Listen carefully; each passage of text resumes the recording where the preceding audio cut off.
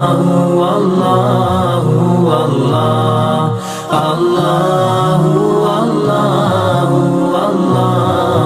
اللہ۔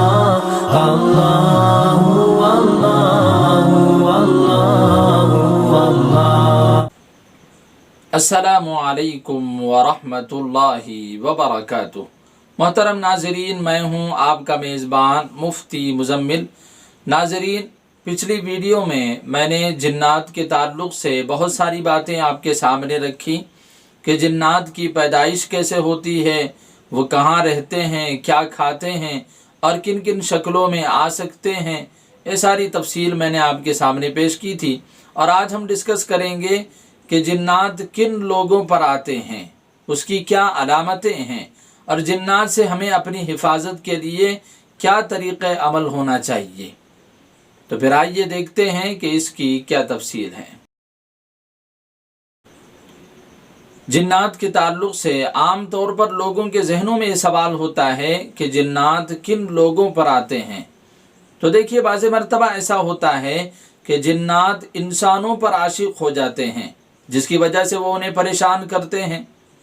اور دوسری صورت ایسی ہے کہ بعض مرتبہ ایسا ہوتا ہے کہ ہم کسی جن کو پریشان کیے ہوئے ہوتے ہیں اور ہمیں اندازہ بھی نہیں ہوتا کہ ہم نے جنات کو پریشان کیا ہے۔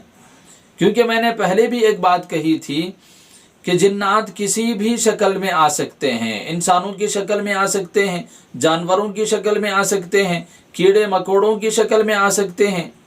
اسی لیے اللہ کے نبی صلی اللہ علیہ وسلم نے سوراخوں میں پیشاب کرنے سے منع فرمایا، کیونکہ وہ چونٹیوں کے، کیڑے مکوڑوں کے گھر ہو سکتے ہیں، اور ان کیڑے مکوڑوں کی شکل میں جنات بھی اس کے اندر ہو سکتے ہیں۔ تو لہٰذا ہمیں انہیں تکلیف نہیں دینا چاہیے، اور اگر ہم نے ان کے گھروں میں پیشاب کر کے ان کو تکلیف دی تو پھر تو ہماری خیر نہیں رہے گی، ہم سے وہ پورا بدلہ لیں گے۔ اور ویسے بھی شریعت میں کسی بھی مخلوق کو بیجا تکلیف دینے کی اجازت نہیں ہے۔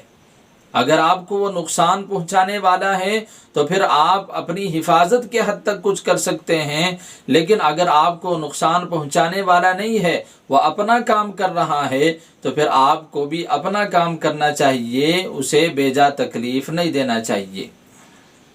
اور تیسری صورت ہے کہ ہم جس وقت بیت الخلاء میں جاتے ہیں تو ہمیں دعا پڑھ کر ہی اندر جانا چاہیے۔ اللہ کے نبی صلی اللہ علیہ وسلم نے دعا سکھلائی، اللہم انی اعوذ بک من الخبث والخبائث۔ اے اللہ، میں برے شیاطین سے، برے جنات سے پناہ چاہتا ہوں۔ یہ دعا اللہ تعالیٰ نے سکھلائی، اللہ کے نبی صلی اللہ علیہ وسلم نے بتائی ہے، تو ہمیں پڑھ کر ہی اندر جانا ہے۔ اگر ہم ویسے ہی جاتے ہیں تو ہو سکتا ہے کہ ہمارے اوپر جنات کے اثرات ہو سکتے ہیں۔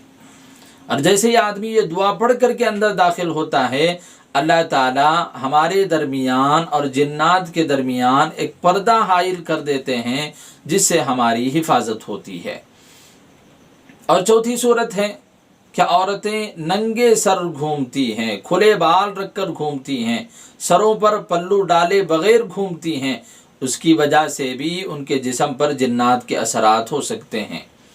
اور اسی طرح پانچویں چیز ہے کہ عورتیں اپنے مخصوص ایام میں ناپاکی کی حالت میں، اور اسی طرح مرد بھی ناپاکی کی حالت میں کسی ایسے جگہ پر نہ جائے جہاں اثرات کے ہونے کا اندیشہ ہو۔ بہت ساری جگہ ایسے ہیں کہ جہاں لوگ جادو ٹونا کر کے کچھ چیزیں پھینک دیتے ہیں، اتارے نکال کر کے راستوں پر کچھ چیزیں پھینک دیتے ہیں، یا کچھ مخصوص جگہوں پر پھینک دیتے ہیں، تو پھر ہمیں ایسی جگہوں پر بھی نہیں جانا چاہیے جہاں ہمیں خطرے کا اندیشہ ہو۔ تو یہ کچھ صورتیں ہیں کہ جس کے اندر ہمیں جنات کے اثرات ہو سکتے ہیں، ہمیں ان سے بچنا چاہیے۔ اب دوسری بات یہ ہے کہ اس کی کیا علامتیں ہیں، ہمیں کیسے پتہ چلتا ہے کہ کس پر جن کے اثرات ہوئے ہیں۔ تو دیکھیے، جس پر جن کے اثرات ہوتے ہیں اسے بہت ہی زیادہ برے خواب نظر آنے لگتے ہیں، بغیر کچھ کام کیے کہ بہت زیادہ تھکاوٹ محسوس ہوتی ہے، اور آدمی اپنے مزاج سے ہٹ کر کام کرنے لگتا ہے۔ جیسے کسی کا مزاج خاموش رہنے کا ہے لیکن وہ بہت زیادہ بڑبڑانے لگتا ہے، اور کسی کا مزاج بڑبڑانے کا ہے لیکن وہ بہت زیادہ خاموش ہو جاتا ہے۔ تو یہ مزاج سے ہٹ کر کام کرنا، یہ بھی اس کی علامت ہوتی ہے۔ تو لہٰذا یہ کچھ علامتیں ہیں جس سے ہمیں پتہ چلتا ہے کہ اس پر جن کے اثرات ہوئے ہیں۔ اب آخری بات یہ ہے کہ ہمیں جنات سے، شیاطین سے حفاظت کے لیے کیا طریقہ اختیار کرنا چاہیے۔ تو میں آپ کے سامنے 3 طریقے بیان کروں گا۔ اگر آپ ایک طریقہ بھی اختیار کر لیں گے تو انشاءاللہ ثم انشاءاللہ اللہ آپ کی حفاظت کریں گے۔ تو پہلا طریقہ یہ ہے کہ جب آپ رات میں آرام کرنے کے لیے بستر پر جائیں تو ایک مرتبہ آیت الکرسی پڑھ لیں۔ اس سے فائدہ یہ ہوگا کہ اللہ کی جانب سے ایک فرشتہ مقرر ہوگا جو پوری رات آپ کی حفاظت کرے گا، اور اگر آپ صبح میں بھی ایک مرتبہ پڑھ لیں گے تو پھر شام تک آپ کی حفاظت ہوگی۔ اور دوسرا طریقہ یہ ہے کہ ایک دعا ہے جسے آپ صبح میں 3 مرتبہ پڑھ لیں، شام 3 مرتبہ پڑھ لیں۔ اس کا فائدہ یہ ہوگا کہ دنیا کے اندر جتنی بھی مخلوقات ہیں، چاہے وہ انسان ہو، جن ہو، کیڑے مکوڑے ہوں، جانور ہوں، کسی بھی طرح کی مخلوق ہو، آپ کو نقصان نہیں پہنچا سکے گی۔ دعا یہ ہے، اعوذ بکلمات اللہ التامات من شر ما خلق، بسم اللہ الذی لا یضر مع اسمہ شیء فی الارض ولا فی السماء وهو السمیع العلیم۔ اور تیسرا طریقہ یہ ہے کہ آپ کثرت سے سورہ ناس پڑھا کریں۔ اگر آپ کثرت سے سورہ ناس پڑھیں گے تو شیاطین سے بھی حفاظت ہوگی، جنات سے بھی حفاظت ہوگی، اور اسی طرح جو شیطان کے ہتھ کنڈے ہیں، وسوسے ہیں، وہ وسوسوں کی شکایت بھی آپ کے اندر سے ختم ہوگی۔ بس اللہ تعالیٰ سے دعا ہے کہ اللہ ہمیں عمل کی توفیق عطا فرمائے۔ السلام علیکم ورحمۃ اللہ وبرکاتہ۔